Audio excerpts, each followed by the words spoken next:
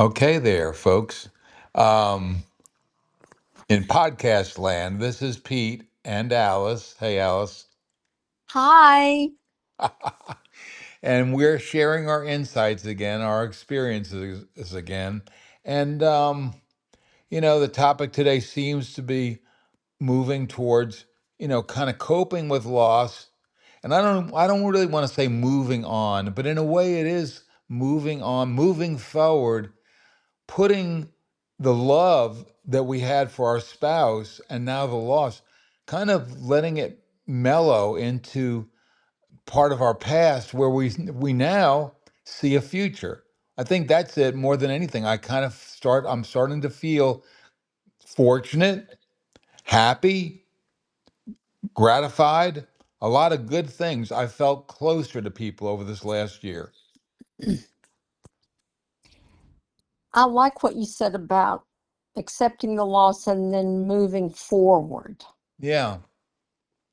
And Yeah. that's, you know, I was thinking back on my house in South Carolina and how much I'll always love it as my favorite house. Right. But it didn't work for me for 5 years because of my personality. I just saw what I had lost in that house. And I'm so glad that I sold it and moved on because I'm so much happier in this house and I really love this house. And it helped me realize you can let go and move on. And it's okay if you still miss the other house and always have it as your favorite, that's fine. But you don't have to stay there if it's not working. And I believe that's what my move did for me, was just help me realize that was what I needed. Now other people don't need that, but I did.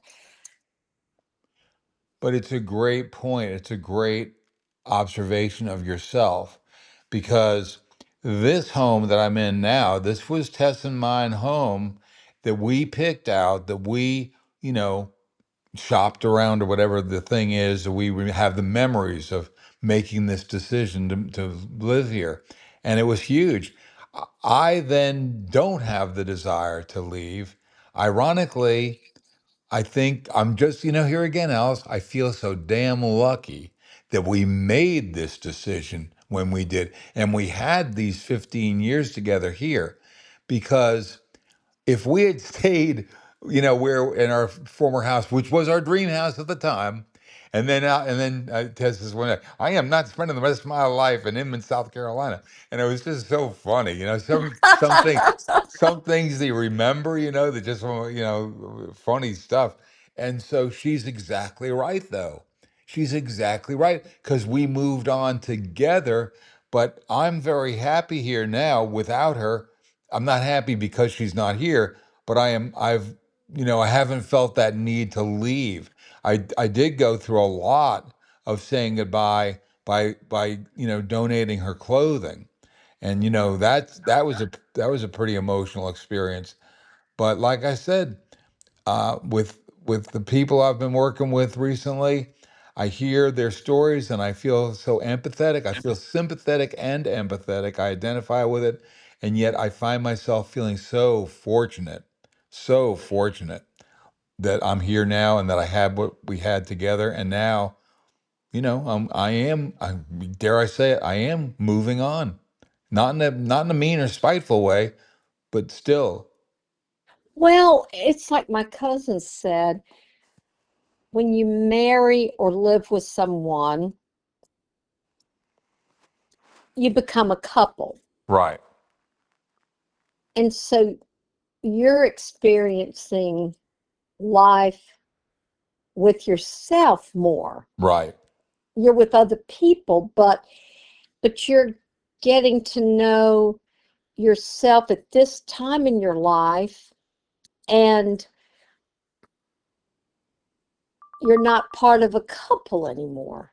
And I That's think I think that is, it's so interesting because I didn't have the years you had alone when you were younger. Didn't you have like maybe 5 years where you were solo?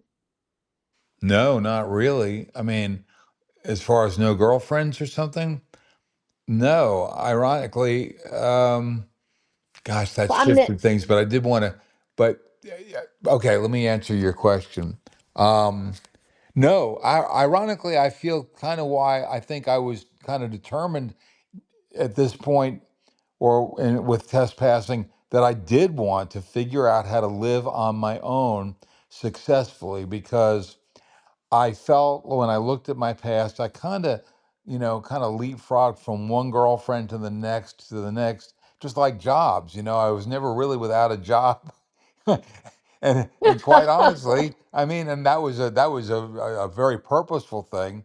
But with girlfriends, I have to admit it was probably more of a needful thing that I felt the need to find a new girlfriend or whatever.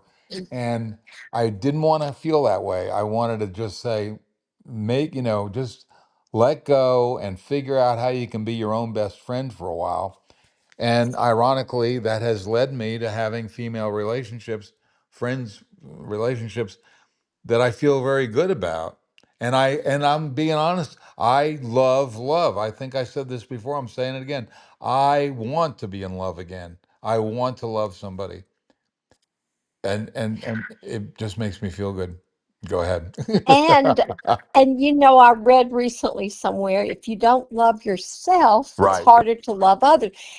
And didn't you have though a couple of years where you lived alone? No, I moved from home. I moved to Virginia, and so I got myself established.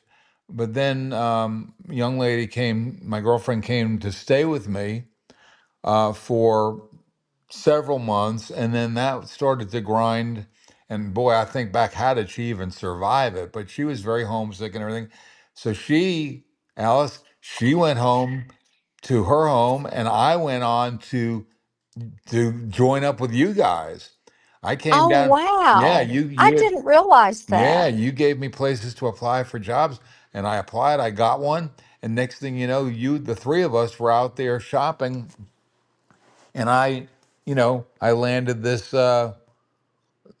dwelling. I'm being vague, I guess, on purpose. Anyway, I got an apartment before I even moved down. I had an apartment lined up to go to. When I got here, I was looking for something cheaper, and I found it. And the three of us were out there that night, and you said, "Peter, don't you want to check the neighborhood?" I said, I'm down south. How bad could it be?" I swear to God, I had such a rose-colored perception of life, but it was great. But anyway, so to answer your question, there was only literally months before I met Tess.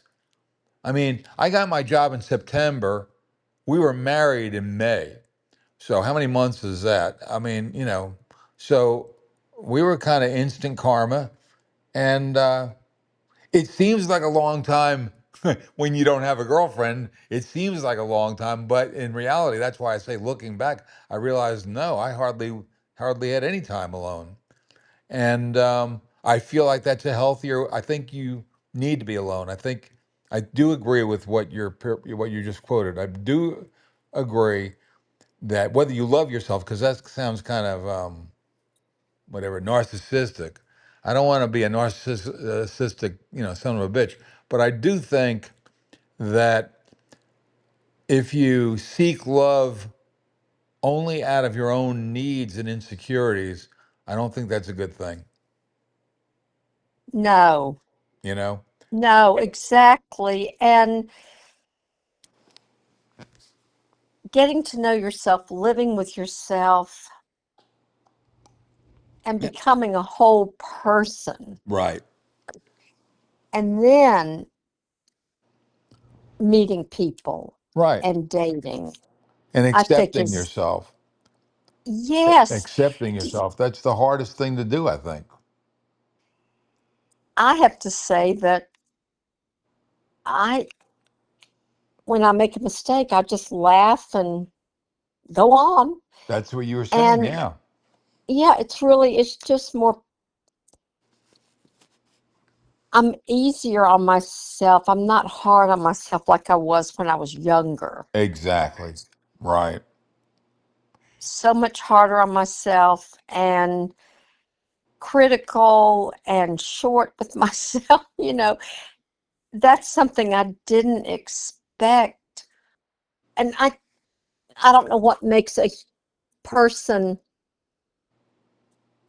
become more gentle with themselves as they age. I don't know why I did it, but it's been a nice surprise and it makes life so much more enjoyable.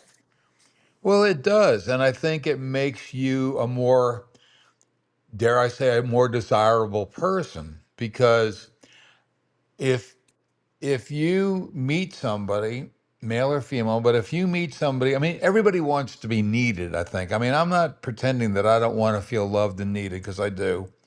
But it's a balancing act of if it's too much kind of thing, where that can kind of push you away. And I don't want to be that way towards someone else and push them away because of being too needy. It's a weird thing to even kind of talk about because and it just is it is a balancing act. But I guess what I've learned and what I think I can say with a certain level of confidence is if you think that what you want is somebody who's very insecure and needy and don't have any friends and oh my god, oh my god, thank god they found Peter, I found this guy and he's just great and I just love him, you think that's going to be great, but it's not. It's not, because then you don't even know if you're really being chosen or if you're just, the easiest lap to grab or whatever. So, and it works the other way. Um, and so, like I say, and I'm saying this, whoever listens or not, I have felt in these last few weeks, I'm really starting to get to know this person and really starting to care about them. And it's a whole different experience of caring about somebody than when I was falling in love and getting married to Tess. I just have different concepts, different. I don't even want to say goals really, but I'm not looking to start a family. I want to maintain the family I already have, my daughter. I sent you the Father's Day card she sent me, and my God, something brought tears to your eyes, tears of joy. That did it, you know? Yes. And I was talking with a friend over the weekend, and she said she was talking about how when you start to date someone at our current age, you have your children, they have their children. Right, It's just not the same. And yet we're not navigating careers right. and um, raising children. See, and like you said, I think when you're younger, you have this tremendous energy. I might as well say you have this tremendous sexual energy, and you can't wait to connect with somebody. And while you're doing that, you say, "Yeah, I love her. Yeah, whatever." And next thing you know, you're building a relationship. But there's a lot of other hormones going on, different things. I think that's why people do grow apart during their marriage because I didn't know you did this. I didn't know you smoked in bed. I didn't know you. I'm saying bullshit things. I'm not saying truth, but I'm saying we learn things about each other that are reality that we kind of screened out because we were so obsessed with just being biological creatures falling in love. But then like you said, you're trying to make it in a career. You're trying to raise your kids. All these different things. Suddenly now we did it. We made it. And now suddenly our spouse is gone. Now what the hell are we going to do? That's what I went through. I was shocked for the first few weeks, maybe months. I was in shock. What the hell am I going to do? What good is life? What purpose do I have?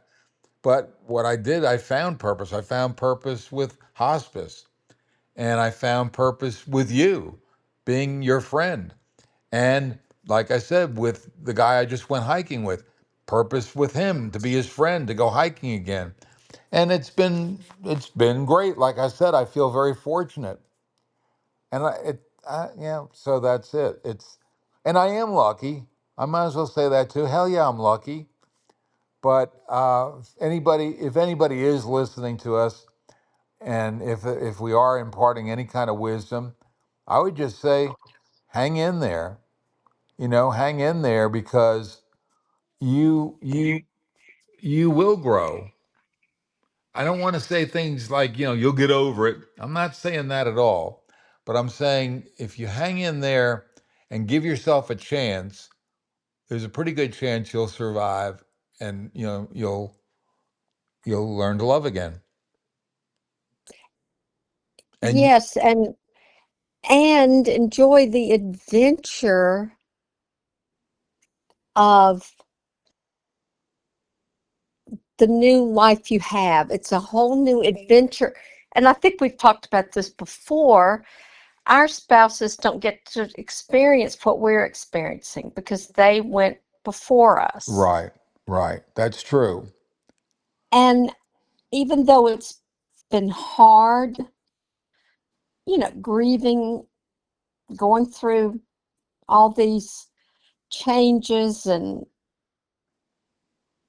you know, settling everything, all the paperwork and, you know, Right. probate and all those different things if you do probate.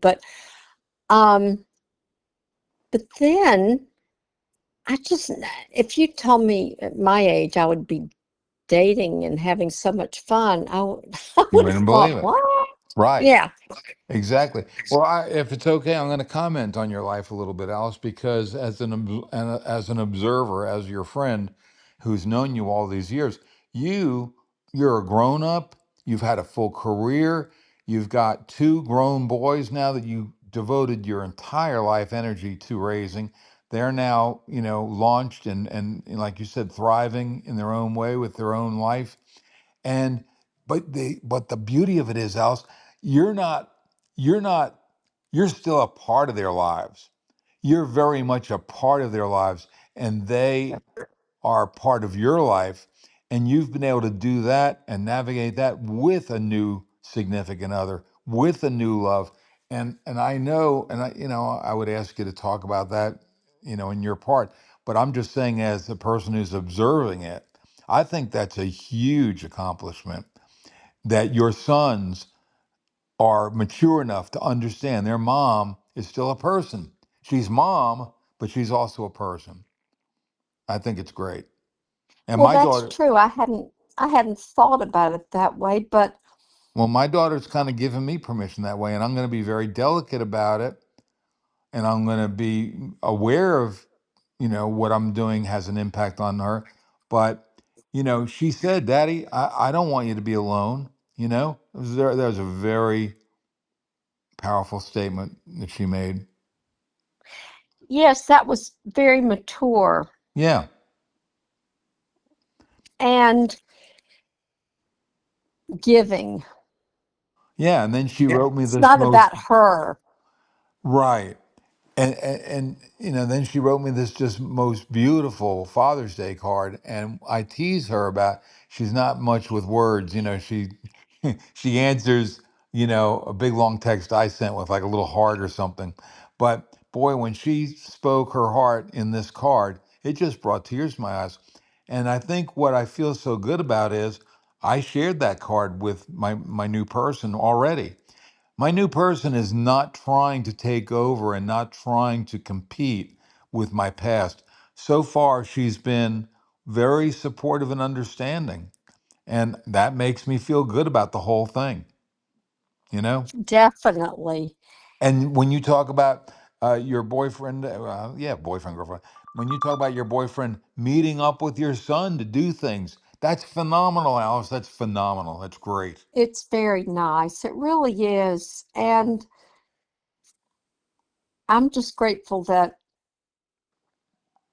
I've taken some adventures and changed, made some big changes in my life and it worked out. Right, I'm grateful for that because right. sometimes people do that and it doesn't work out. But I figured, well, if it doesn't work out, I'll do what I need to do when that happens. See, Alice, that's exactly right. You just hit the nail on the head again because without passing judgment, there are people out there swimming around in single land where they latch on to the first one that says hello. And next thing you know, they're in the news because they ripped them off for $100,000. They took away their life savings. That's what we're talking about with if you seek love out of pure need, you make yourself too vulnerable, too accessible to abusive people, and they're out there. And you need to have faith and confidence in yourself first, male or female, because it does happen to both genders. But they make movies about this crap. So, like you said, you weren't chasing. You were human. You wanted to meet people and everything. You met people. Does it? Am I making any sense? You, Yes, you you know, are. you And didn't give them your passcode on the second date. You know what I mean? Oh, by all means, here's my passcode. Take what you need. Oh my God. I know I've heard several stories about people who lost a lot of money. See? And And I I'm not, think, it's important to wait till you're through grieving and ready to meet people yeah, and we're and not, then start meeting people.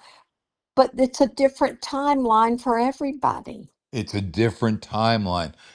God, again, you have such wisdom with words because one of the people in this group of people I'm talking with was feeling so upset with herself and so just angry and sad with herself for not making more progress and still feeling pains of loss.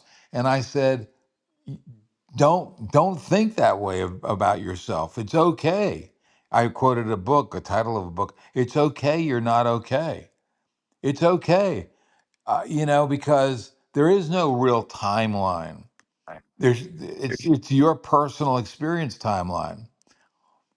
But Definitely. that's why And you like staying in the house that you and your wife bought works for you. My dad stayed in the house they raised us in. It worked for him. yeah, And who knows, and it doesn't even matter why it didn't work for me. I think that doesn't matter. right. It's just something about, I guess, your personality, your life experiences. But I find that interesting. And it is interesting to wonder why some people are content, some are restless, some are hard on themselves. The I think for me and you, if we feel ourselves getting into a negative situation, we go and seek out a way to get out of that space. Yes, that's true. And the other way of getting out of it, for me anyway, is actually just doing what I'm doing right now, talking my way out of it, literally talking my way through it. I said that in this group of people today. Some got it, some don't. But you know, I'm not. How can I put it this way? I'm talking to you as another person. But I started this thing, and I still do it from here and there to myself because I'm the one that needs to counsel myself, and so I've found this to be just terrific. And like you're kind of saying, other people may or may not, but other people certainly are out there listening to us, listening to people like us, listening to celebrities who have voiced their feelings. But I think what we're talking about tonight is, in effect, learning to live alone so you can live with someone else. How's that for a theme? You know? That's a great, yes, that's it in a nutshell because you get to know yourself, you accept yourself, you grow, you change, you experience day-to-day life with someone else without, excuse me, without another human with you all the time. And it's almost like you're polishing who you are that has never been polished because, well, I never lived alone But you are, before I Alice. got married. You know what I mean? So, Well, yeah, no, yeah, I hear you now. Okay. Because, in other words, so when I started living with myself, um, it was like I was polishing who I am by getting to know myself better and take on jobs that my husband had done, right, right, learning how to navigate that, learning how to do things I wasn't comfortable with, and I didn't even know if I could do them. right. Like you said, like using the drill or whatever, using a tool that you're not familiar with and learning how to do it. Exactly. Yeah. Exactly. And so that has been such a gift to me.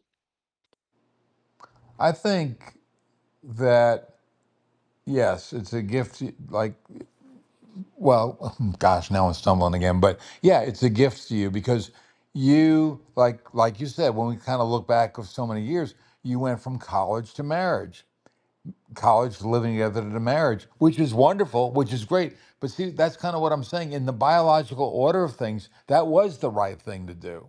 And that is not the only right thing to do. There are women who don't get married, who don't have kids, whatever. But there's more pressure on you at that stage, and your focus is more on doing that. Suddenly, 10 years ago, you had to figure out the whole damn thing all over again, and you did it. See, that's my point. You did it. You you found the resources to make the most of it. And I was very fortunate to have a lot of close friends to help me through that stage. Right. And I helped myself because I wanted to be happy, to be giving, to be a thriving human Exactly. and be Exactly. friends to others and, help other people and be there for my sons. And, it's just, it's been an experience for me that's been so positive. Exactly. See, that's the thing, Alice. And it's okay. It's okay to say that. It's okay to feel good and to be happy and to find love again and find resources, find yourself again because this is your one shot and you're really making the most of it and you're really thriving and that's a great thing. And like I said, sometimes when you're in the heat of the grief, you don't see that as a possibility anymore. But I really just want to say that out loud. That possibility certainly does exist. And I'm telling you, Alice, if next week my friendship goes to pot with this other person, I hope I have the stamina to just say, well, just keep going. Just You keep going. Not in will. a smug way, not in a smug, smart ass, arrogant way. I really want to emphasize that. But if I get hurt, I just have to realize she has a way, she has her own life to lead, and I still have mine. I don't want to be the person who clings to the raft, the first one and then we both sink. Oh, Exactly. Jesus. And that great quote, don't be attached to the outcome. Yeah, yes, So many things can happen. right, So many things can happen. And if you're attached and trying to, not you as a person, if right, if a person is attached, thinking, oh well now, maybe we'll do this, maybe we'll do that. You build up expectations right. and become resentful if they don't work out. Whew, Alice. So right. So right. Exactly And I right. learned that from some really bright people because I didn't ever think, you know, well, this may happen, that may happen. Oh, it didn't. Well, you know what? I've just had enough of this. Right. You know, Right. And and it just takes away so much of the negativity. it does. It does. And I think that's the irony of it is that the no plan is the best plan in some ways. And I've been experiencing that. I make kind of a joke about it, but it's kind of true. It's not obviously like I don't have any plans or do nothing is structured. Not by any means, but like you said about being attached to the outcome, instead of saying, well, tomorrow I'm going to do this and this and this, and then be like, if tomorrow doesn't turn into that specific plan, it all goes to hell in a handbasket. No, I'm just like, hey, let's see what happens tomorrow, you know? Oh, Jesus. Exactly. And that's an adventure. It is. It's much more so. And I Much more think of an that adventure. is, it's just, it's like I said before we started recording, I'm easier on myself. I'm more accepting of myself. I'm not as impatient. I'm not as critical. It seems like I just am not carrying all this baggage I had years ago when I was in my 30s and 40s. Right. Right. Right. Yes, Yeah. And I think that's a gift it is a that gift. every decade you go through, you're not laden with those negative energies that took away a lot of joy. Exactly. You're so right. You're so right. And there's this guy, Joe Dispenza, he's a big guru out there, and I'll quote him because I've been reading him and listening to him because of my friend, and so he said, "Your reality is your energy. Your reality is your energy." And if you take a few seconds to let that sink in, it is true because if I start getting negative feelings about whatever, fear, and I mean, like you just said, what's happening politically and what's happening internationally can be very scary. And it's not that you shouldn't be aware of those things or be aware of whatever and have opinions. But I think the point of it is if that energy takes over your sense of self, well, then you're going to be all upset and pissed off and worried and oh my God, what am I going to do? And I have people around me like that are like that. Oh my God, we got to stand up. We got to do this. I'm going to make a new sign. Well, that's great. If that makes you feel good, then you should do that. But the other part of that, and that's your energy. But the other part of that is to say, I'm not going to let this stuff destroy the days of my life. You know, I'm just not going to let Yes. this stuff destroy the days of my life. And, and part of that though, Alice, is that we do have each other as friends to reach out to. You have other friends too. We can reach out to our friends for reassurance and support. But I think the other part of that is don't don't get swallowed up in all the other crap that's going on out there. Make your own positive energy to the best of your ability, and then that's your life. That's your reality. That's who you are and what your life is. And when I say it, sometimes I'm like, oh, that's Pollyannish or something. Well, fuck it if it is. It it's it's it's making lemons, making lemonade out of lemons or something. It's just not letting this other stuff tear you down, including other people. We really have to tie it up. We can talk forever, and we're rounding the corner on an hour. But Alice, you are always such an energizing force to me, and your energy is part of my reality. Well, thank you. And I feel the same way about you. And we've helped each other without, I, well, I guess it's more like I've noticed you reacting to things in a certain way. And I've thought, oh, I could do that too. Where you never said to me, why don't you? try not to do, why don't you do that? You know, we just sort of Yes. model for each other without intentionally trying to tell the other person what to do. So well said again, Alice. Yes. Role model being yourself. Let that person maybe see by your example, but don't try to fix me and don't try to, certainly don't try to rush it up. Ha ha ha ha. Oh Exactly. my God. Exactly, because it's not going to work and it's No. not loving and kind. Right, exactly. You So, know, it's just not.